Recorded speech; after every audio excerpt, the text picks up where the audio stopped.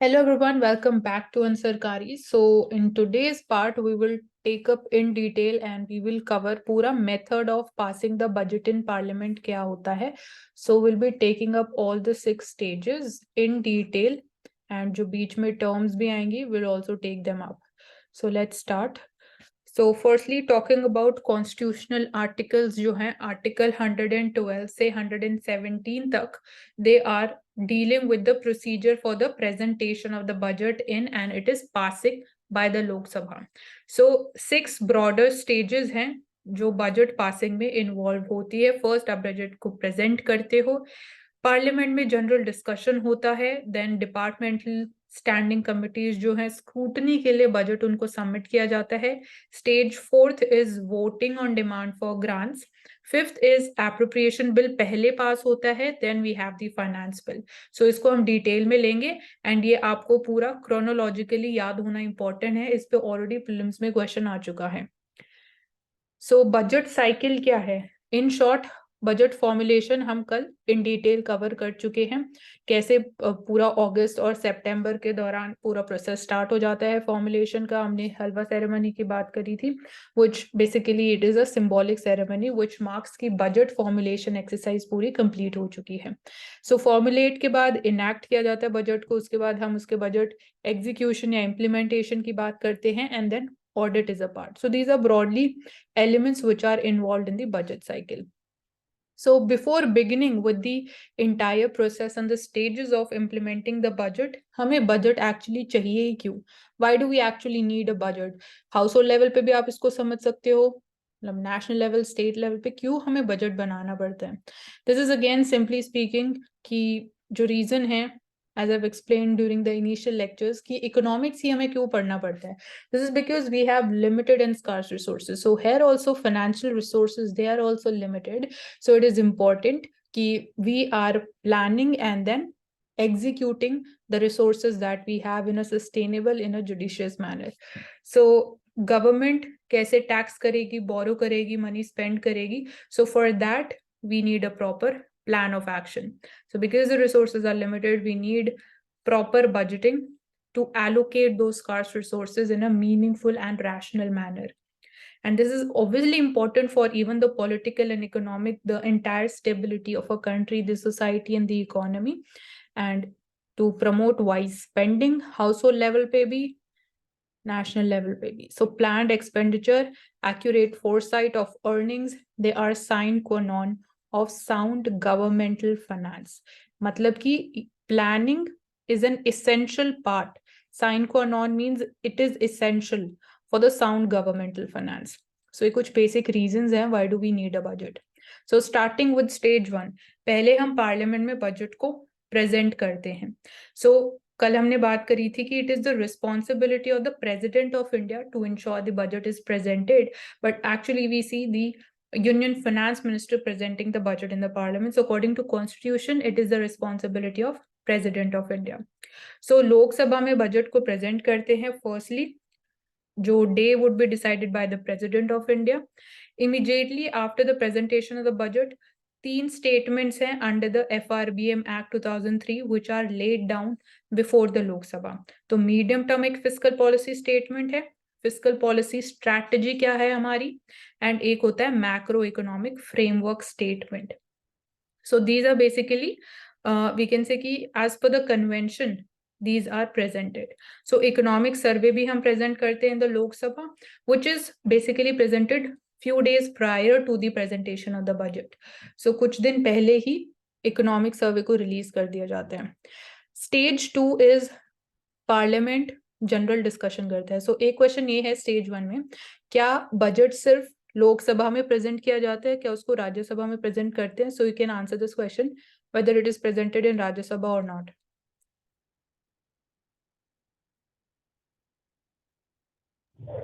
It is presented in Lok Sabha only, I think. Aushik? It is presented, but it only discussed after it is presented in the Lok Sabha. हाँ, मतलब कि बाद में होता है. हाँ, दोनों हाउसेस में बजट प्रेजेंट किया जाता है. This is one important. Discuss किया जाता है, वोट नहीं किया जाता. हाँ वोट नहीं होता, ठीक है, because it is a money bill. Okay, so general discussion होता है, this is stage 2। So it starts with usually last, basically it starts and 3 से 4 दिन के लिए डिस्कशन होता है, एंड कोई भी मोशन हम मूव नहीं कर सकते जब डिस्कशन स्टेज चल रही होती है। नो मोशन मीन्स जो पॉलिसी कट मोशंस की हम इन डिटेल आगे बात करेंगे, तो we just have to remember कि पॉलिसी कट या कोई और मोशन भी जनरल डिस्कशन के टाइम पीरियड पे हम नहीं मूव कर सकते हैं। सो जो स्कोप ऑफ डिस्कशन है that is only confined to only examining of जो भी जनरल स्कीम हमने प्रपोज किया या जो बजट का स्ट्रक्चर है, सो उसको सिर्फ एग्जामिन करते हैं हम डिस्कशन स्टेज के दौरान।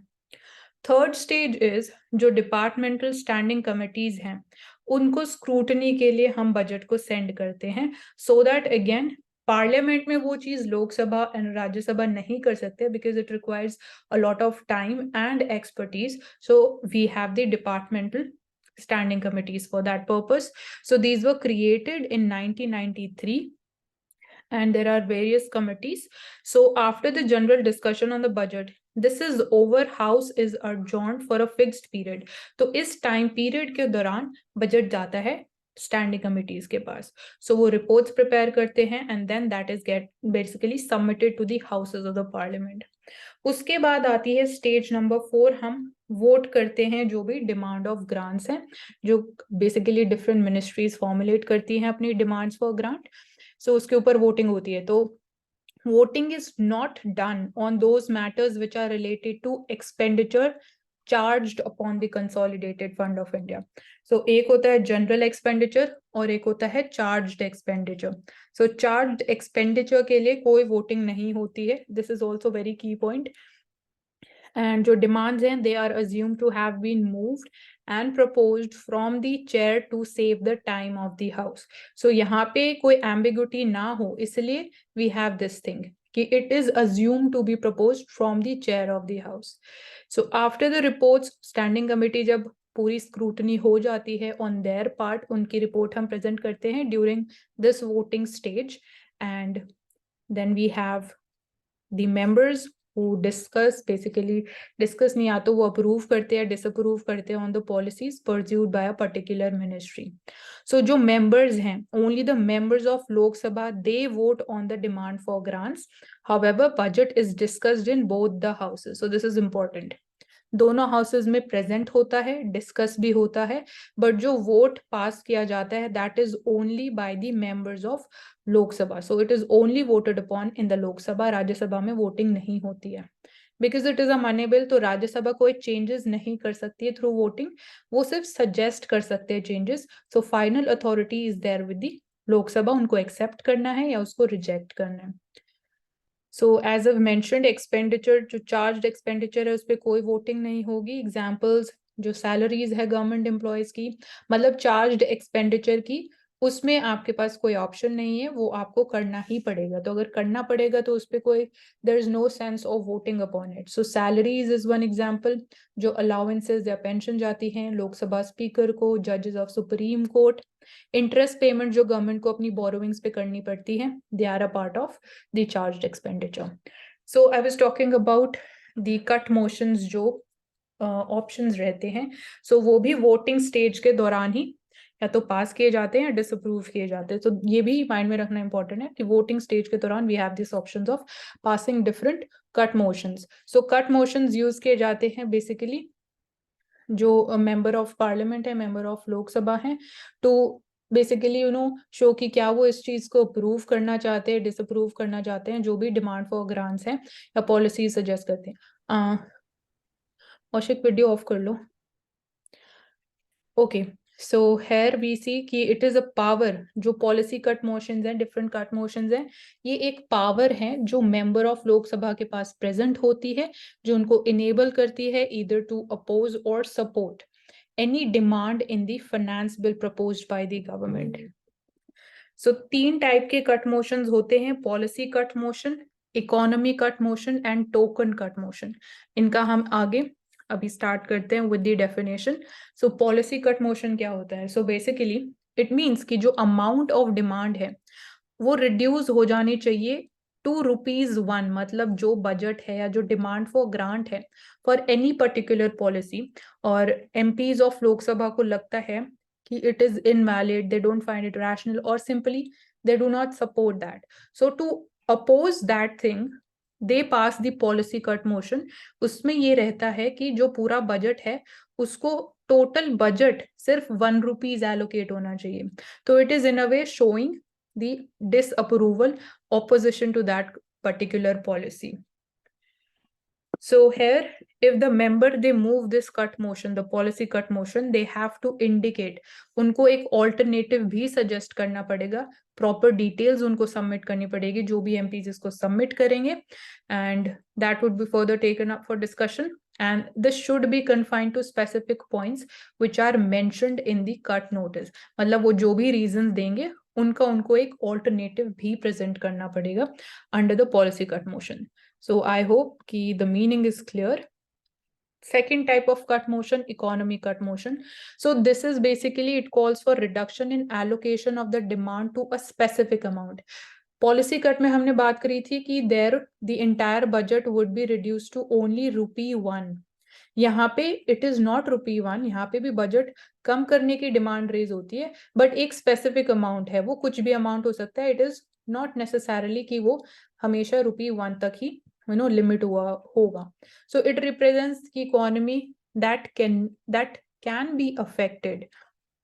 So such a specified amount, it may either be या तो lump sum reduction भी हो सकता है, या omission हो सकती है, कुछ small amount of reduction भी demand हो सकती है in case of economy cut motion.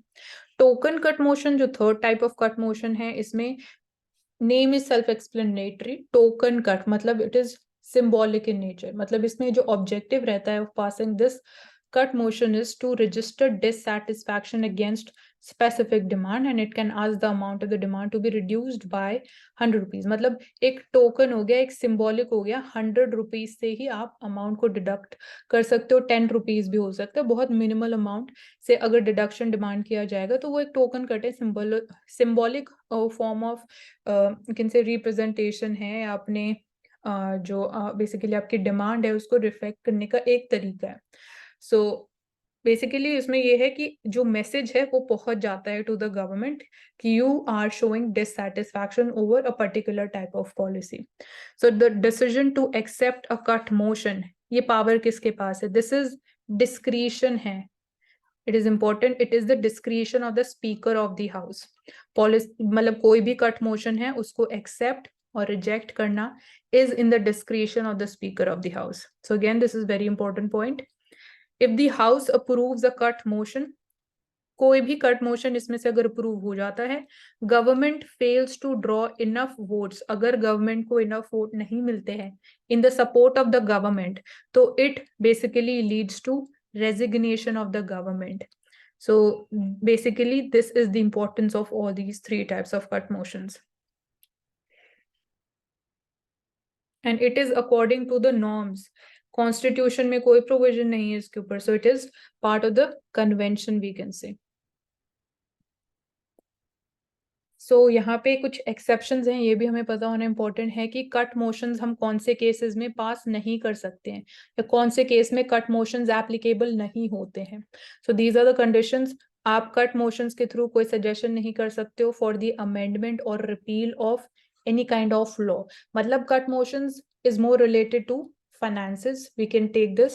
Then it should not relate to state subject or matters which are not primarily concern of government of India. Basically it should be under the concern of union government. कोई state subject के ऊपर आप कुछ नहीं कर सकते हो regarding cut motions. It should not relate to expenditure that is charged, and it can't question the privilege. It should not relate to matter which is under adjudication by a court of law. This is important, and it should not revive the discussion on a matter which has been already discussed in the same session. And it should not relate to any trivial matter which is not that significant. So the government enjoys majority in the Lok Sabha, so they are rarely passed. Because obviously government अगर power में है तो इसका मतलब है कि लोकसभा में उनके पास मेजोरिटी है, एंड अगर कोई भी कट मोशन पास हो जाता है तो वो यही रिफ्लेक्ट करता है कि government has lost the majority, तभी वो पास हो पाया है। ऑलराइट, तो इसलिए हम बोलते हैं कि it is also one form through which government loses power or it no longer enjoys confidence in the house. So if such a motion it is passed in the Lok Sabha, it may lead to resignation of the government for want of majority. Then आप cut motions को pass नहीं कर सकते हो to discuss the actions of the speaker, इस purpose के लिए भी आप कट मोशंस नहीं पास कर सकते हो। Cut motions relating to the office of vice president, they are also not admissible. Cut motions relating to matters under consideration of parliamentary committees, this is also very important point, ये थोड़ा confusing हो सकता है, but even in this case they are also not applicable. Cut motions not admissible अगर if they are ventilating any personal grievances, this is not meant to be. And what is guillotine? So guillotine basically आप suppose obviously parliament के पास इतना time नहीं होता है कि budget का हर एक एस्पेक्ट को आप डिटेल में डिस्कस करोगे, उसके ऊपर आप वोटिंग करोगे। So since that is not possible, we just take up the important aspects for discussion and voting, and जो बाकी एलिमेंट्स बच गए बजट के उसको आप क्लब करके bunch them together, and for the fast tracking to save time आप उनको एक साथ पास कर देते हो। So that is called guillotine is it is applied. So जो भी बाकी बच गए demands for the grants, they are put to vote without further discussion. So that is basically called guillotine, basically clubbing together, bunching together whatever is left in the part of demand for grants, and then it is voted upon together. So this ensures ki budget we are passing that within the allocated time, because time is limited. Government can continue its work without any kind of delay. So demand for grants कुछ exceptional situation के लिए भी होती हैं, like we are having supplementary grants also. So basically ये थोड़ा सा like factual चीज हो गया, for the perspective of understanding you can just quickly go through these. Additional grants होती हैं, कुछ एक्सेस ग्रांट्स होती हैं, वोट ऑफ क्रेडिट होता है, exceptional grants and token grants. Fifth stage is appropriation bill. So जब सारी बेसिकली वोटिंग हो जाती है, after the demands for grants pass हो जाती हैं दोनों हाउसेस से, appropriation bill is introduced for the appropriation out of the consolidated fund of India. तो एप्रोप्रिएशन बिल के पास होने का मतलब है कि गवर्नमेंट को पैसा कंसोलिडेटेड फंड से ट्रांसफर हो जाता है। So that is to meet the grants passed by the Lok Sabha and expenditure that is charged expenditure on consolidated fund of India. So again appropriation bill में कोई amendment इस stage पे आप कोई अमेंडमेंट प्रपोज नहीं कर सकते हो, एंड जो डिसीजन ऑफ अगेन स्पीकर है whether such amendment is admissible that is final. तो स्पीकर के पास अल्टीमेट पावर है। कट मोशन के केस में भी speaker is the deciding authority.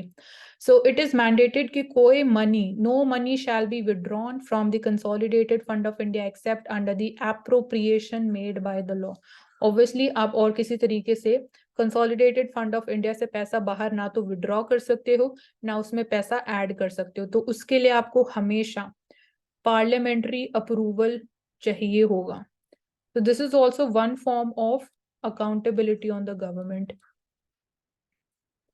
And hence appropriation bill जो है that is placed in the legislature, obviously it'll have to be passed by Lok Sabha, and the sum जो vote किया जाता है for the demand and charged expenditure दोनों के लिए applicable है। charged expenditure के लिए भी आपको voting चाहिए, approval of parliament चाहिए, उसके बाद ही आप उस पैसे को गवर्नमेंट को ट्रांसफर कर सकते हो out of the CFI fund. So once ये बिल पास हो जाता है, money becomes available to executive agencies, the government, to carry out the further activities according to the budget. And again vote on account की हमने कल बात करी थी, constitution allow करता है vote on account.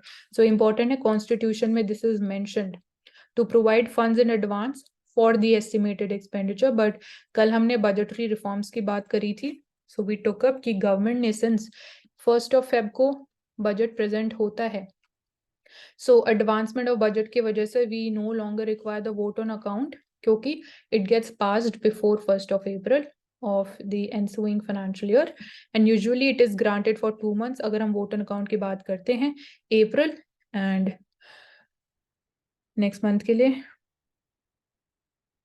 So it is equal to 1/6, जितना भी टोटल एक्सपेंडिचर गवर्नमेंट को करना होता है उसका सिर्फ 1/6 अमाउंट वोट ऑन अकाउंट में पास होता है.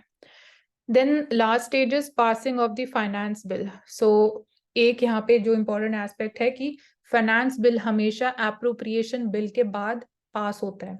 So finance bill is introduced immediately after the presentation of the budget, and this introduction to the bill cannot be opposed. So you can't oppose this. Basically, finance bill जो है, it is more related to taxation. So under this Provisional Collection of Taxes Act, this finance bill is mandated, and Parliament obviously will be passing this thing after the approval of the President within 75 days from which the bill was introduced. So यहाँ पे time limit है 75 days exact. So finance bill contains taxation proposals, and apart from this, Finance Act completes the process of enactment of the budget. So ये statement अगर directly prelims में आता है तो this is a true statement. Finance Act पास होने के बाद या फाइनेंस बिल पास होने के बाद पूरा जो enactment of the budget process है वो कंप्लीट हो जाता है. अगेन इसमें कोई अमेंडमेंट्स नहीं कर सकते हैं, एंड जो income side of the budget है that is dwelled upon by passing the finance bill, क्योंकि गवर्नमेंट के लिए क्या मेजर रेवेन्यू सोर्स है, tax revenue is the major source. So इसलिए हम इसको income side of the budget भी बोलते हैं. गवर्नमेंट का एक मेजर कॉम्पोनेंट ऑफ इनकम है. सो फाइनेंस बिल में दो बेसिकली कंपोनेंट है, या तो आप टैक्सेस को बेसिकली रिमिशन कर सकते हो, टैक्सेस को रेगुलेट कर सकते हो. सो राज्यसभा के पास कोई पावर नहीं है to make any kind of changes to it, और राज्यसभा इसको रिजेक्ट भी नहीं कर सकती है. Rajya Sabha has to send it back with suggestions within 14 days. So this is in the context of money bill also. So summarizing the entire discussion, 6 stages. पहले budget present होता है दोनों हाउसेज में उसको डिस्कस किया जाता है. Then it goes to the departmental standing committees, वो अपनी रिपोर्ट प्रिपेयर करते हैं. उसके बाद रिपोर्ट को प्रेजेंट किया जाता है in the parliament. Voting on demand for grants होता है. यहाँ पे हमने 3 टाइप के पॉलिसी कट मोशंस की बात करी, पावर ऑफ स्पीकर की बात करी. Appropriation bill means कि now the money can be taken out of the consolidated fund of India, transferred to the executive. Finance bill उसके बाद पास होता है, तो ये हमेशा याद रखना इंपॉर्टेंट है. एप्रोप्रिएशन बिल पहले आता है, उसके बाद finance bill is passed, and this is related to taxation. So with the passing of the finance bill, the entire enactment of the budget exercise gets completed. So these are all the 6 stages passing the budget. And ये सारी budget के ऊपर जो series complete होने के बाद and में हम प्रीलिम्स के क्वेश्चंस भी कलेक्टिवली लेंगे. So now we can take up your doubts. So okay, one doubt is here कि cut motion not in trivial matter, what it means. Trivial matter की वो इतना, trivial means कि कोई मैटर इतना इंपॉर्टेंट नहीं है, कोई छोटा सा इशू है, उसके लिए आपको कट मोशन पास करने की जरूरत नहीं है. क्योंकि अगर कट मोशन एक बार लोकसभा में पास हो गया तो इट सिग्निफाइज कि गवर्नमेंट फॉल्स, कि गवर्नमेंट मेजॉरिटी एंजॉय नहीं करती बेसिकली लोकसभा में. तो अगर ट्रिवियल मैटर के ऊपर पॉलिसी कट मोशन पास होने लग गया तो that wouldn't be again justified. तो ये बेसिकली रीजन है कि ट्रिवियल या स्मॉल जो मैटर्स हैं उनको we can discuss them in a different manner. So और कोई डाउट? औशिक, आपको कुछ पूछना है? The passing of the cut motion can lead to the no confidence motion. हाँ, क्योंकि लॉस ऑफ द गवर्नमेंट हो जाएगा. गवर्नमेंट फॉल्स अगर पॉलिसी कट हो गया तो पास, क्योंकि यही रीजन. गवर्नमेंट के पास मेजोरिटी है लोकसभा में, और अगर वो पास हो गया तो इसका मतलब कि government no longer enjoys the majority. So अगर मेजोरिटी एंजॉय करते हैं तो वो पॉलिसी कट मोशन पास ही नहीं हो पाएगा, क्योंकि गवर्नमेंट खुद तो, जो गवर्नमेंट के एमपीज है वो तो अपोज नहीं करेंगे ना बजट को, क्योंकि उन्होंने तो बजट बनाया है इन अ वे. तो that is the reason. Aanchal, आपको और कुछ पूछना है? ओके, ठीक है. So that's all in this session and I hope the things are clear. And इसमें बहुत सारी इंपॉर्टेंट डिटेल्स हैं, again from the perspective of prelim specifically. So I have highlighted them along while discussion. Thank you so much, and stay connected with us, and do subscribe to Ansarkari.